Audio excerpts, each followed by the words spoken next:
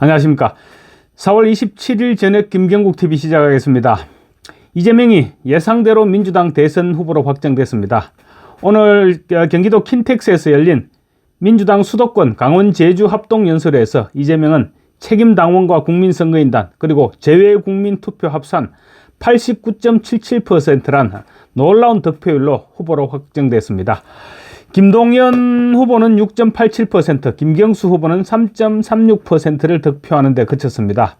이로써 전과사범의 12개 혐의로 5건의 재판을 받고 있는 범죄 피고인이 제1당 대선 후보로 선출됐습니다. 코미디입니다.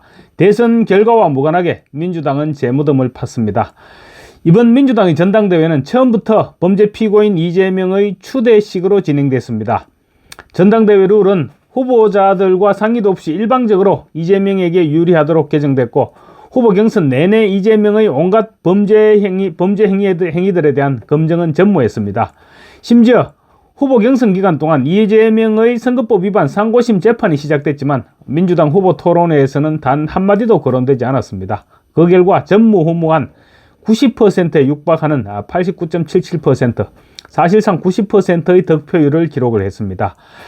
1인 독재 공산주의 정당의 투표와 다를 바가 없습니다. 심지어 991명이 참석한 제외국민투표에서는 이재명이 978표, 김경수가 9표, 김동연이 4표를 얻는 기가 막힌 결과도 나왔습니다.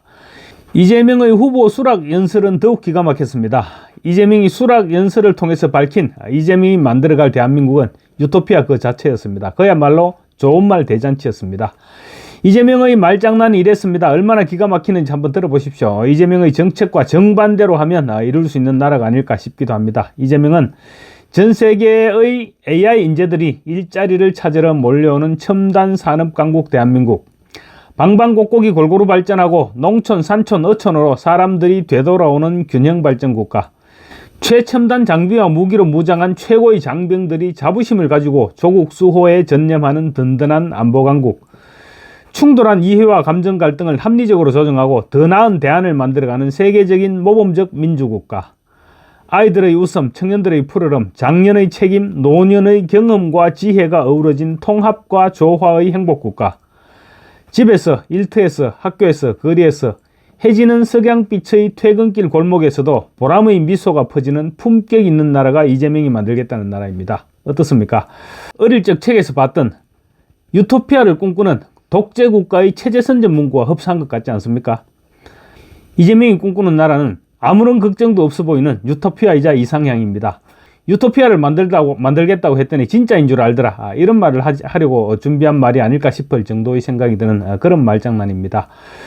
우리는 지금 좌파들에게 제대로 속아본 경험이 있습니다. 문재인은 2017년 이런 얘기를 했었죠. 지금까지 한 번도 경험해보지 못한 나라를 만들겠다고 했습니다. 기회는 평등하고 과정은 공정하고 결과는 정의로울 것이라고도 말했습니다. 어땠습니까? 정말로 한 번도 경험해보지 못한 나라를 만들기는 만들었죠. 문재인은 우리가 상상조차 해보지 못했던 나라를 만들었고, 기회는 자기 편들에게만 평등했고, 또 자기 편들에게만 공정했고, 그리고 자기 편들에게만 정의로운 그런 나라를 만들어서 자기들끼리 다 헤쳐먹었죠. 오늘 이재명이 만들겠다는 나라도 마찬가지입니다. 인기 영합적인 포퓰리즘 정책으로, 사회주의를 지향하는 정책으로, 기업을 옥죄는 법안들로 이재명이 만들어갈 나라는 보지 않아도 알 수 있습니다. 오늘 수락 연설은 그야말로 말의 성찬이었습니다. 특히 이재명은 어떤 사상과 이념도 시대의 변화를 막을 수는 없고, 어떤 사상과 이념도 국가 운명 앞에서는 무의미한 것이라고 말했습니다. 혹시 자유민주주의 사상과 이념도 시대의 변화에 맞게 변해가야 한다는 말은 아닌지 걱정이 됩니다. 어쨌거나 오늘 이재명은 후보 수락 연설을 통해 선동가적 기질을 200% 발휘했습니다. 지지자들을 더욱 결속시킨 것은 분명해 보였고, 역시 이재명은 위험한 인물이다, 이런 사실을 거듭 상기시켰습니다. 90%의 지지를 받아 선출된 대선 후보라면 독재자가 될 소지가 다분합니다. 이재명은 오늘 수락 연설을 통해서 마치 대통령이 된 듯한 말폭탄들을 퍼부었습니다. 지금 여론조사 결과만 놓고 볼 때는 이재명이 다른 후보들을 압도하고 있는 것은 사실입니다. 그렇지만 국민의힘 후보 경선이 진행되면서 지금 조금씩 격차가 줄어들고 있죠. 그리고 또 국민의힘 후보가 선출되면 격차는 더욱 줄어들게 될 것입니다. 여기에다 한덕수 대통령 권한대행이 합류하고 반 이재명 빅텐트가 완성되면 어차피 승부는 박빙으로 흘러가게 되어 있습니다. 또 만약에 크게 기대하지는 않지만 이재명의 사법 리스크가 폭발해준다면 분위기는 완전히 달라질 수도 있을 것입니다. 사법 리스크와 무관하게 결국은 49대 51의 싸움이 될 수밖에 없습니다.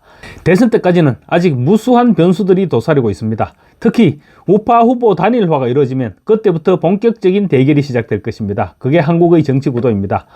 박근혜 전 대통령이 탄핵을 당하고 실시됐던 2017년 대선 당시 자유우파는 당시 갈갈이 찢어져서 속절없이 대선에 임했습니다.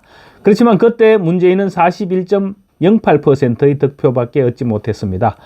자유한국당 홍준표와 국민의당 안철수, 바른정당의 유승민 등 범우파 진영의 득표율을 모두 합치면 52.2%로 문재인보다 12.12%나 앞섰습니다.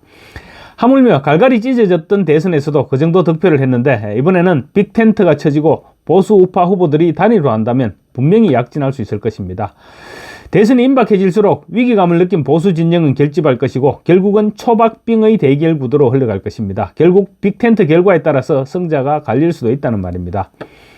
김형준 배재대 석좌 교수는 오늘 아침 KBS 일요전단 라이브에 출연해서 이재명 후보와 김경수 후보, 김동연 후보의 지지율을 전부 합치면 44%인데 한덕수 대행을 포함해서 범여권이라고 할 수 있는 후보들의 지지율을 전부 합치면 38%다.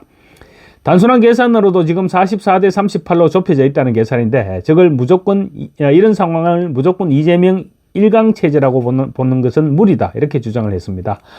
김 교수는 그래서 1강 체제가 아니라 이재명 대세론이 유지되느냐 유지되지 못하느냐가 앞으로 본선에서 핵심적인 사항으로 볼 수가 있다. 그동안 데이터를 가지고 분석을 해보면 결국은 40%는 진보, 40%는 보수, 나머지 20%가 중도다라고 설명을 했습니다. 김 교수는 방송 3사 출구조사를 할 때 선생님께서는 후보를 언제 결정하셨습니까? 이렇게 물어보니까 투표 당일날 결정했다는 사람이 무려 15.3%였다. 그렇게 얘기했습니다. 그야말로 깜짝 놀랄 결과가 아닐 수 없습니다. 또 일주일 전까지 누구를 찍을지 모르겠다고 대답한 사람이 37.5%였다고 하는데 그렇다면 현재의 상황을 가지고 무조건 이재명 1강이다, 대세론이다 이렇게 이야기하는 것은 어렵다고 강조를 했습니다. 듣고 보니 충분히 일리가 있는 말입니다. 어떤 분들은 희망 고문하지 말라 이렇게 말씀하시는 분도 계시는데 희망 고문이 아니라 우리가 그렇게 만들어 가자는 얘기입니다. 이재명이 지금 지지율이 높게 나온다고 우리가 손을 놓고 손을 떼버릴 수는 없는 일이 아닙니까? 김 교수는 이번 대선의 최대 변수는 범우파 진영 단일화를 통한 반 이재명 빅텐트가 이루어지는지 여부라면서 그게 만약에 이루어진다고 하면 48대 52 구도로 갈 수 있다 이렇게 내다봤습니다. 김 교수는 48대 52라고 했지만 저는 49대 51의 싸움이라고 생각합니다. 물론 아직 누가 51이고 누가 49가 될지는 모릅니다. 그렇지만 우리가 51이 되도록 노력하면 되지 않겠습니까? 한 가지 분명한 것은 다음 달 3일 국민의힘 후보가 결정되면 그 순간부터 지지율은 지금까지와는 완전히 다른 방향으로 전개될 것이라는 점입니다. 김 교수는 또 이재명 1극 체제는 이재명 포비아로 역효과가 날 수도 있다고 진단했습니다. 90% 득표율로 후보로 선출된 이재명 1극 체제는 이재명이 모든 것을 할 수 있다는 공포를 심어줄 수 있기 때문에 오히려 마이너스가 될 것이라는 주장입니다. 이재명이 입법과 행정 권력을 동시에 가졌을 때 과연 어떤 일이 벌어질까요? 국민들은 이미 이재명과 민주당의 입법 독재를 충분히 경험했습니다. 거기에 행정 권력까지 가져가고 또 아시다시피 사법부는 이미 민주당의 손에 넘어간 것이나 마찬가지인데 그렇게 되면 입법, 사법, 행정을 모두 이재명이 장악하게 됩니다. 독재로 흘러가지 않을 수 없게 되는 것입니다. 국민들은 분명히 이를 경계할 것입니다.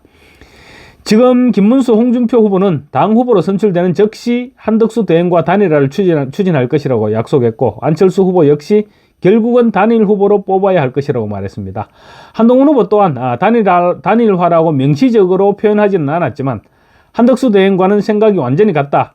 저에게 기득권을 지키는 것보다 국민의 승리가 우선이라고 말해서 단일화에 찬성한다는 뜻을 내비쳤습니다.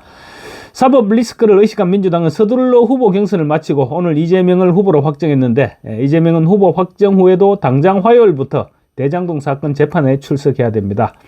지금은 이재명이 앞서가고 있습니다. 그렇지만 이재명 본인조차 결코 안심할 수 없는 전쟁이 이제 막 시작된 것입니다. 범죄 피고인을 대통령으로 대한민국 국민들 절대로 그렇게 두지는 않을 것입니다. 감사합니다.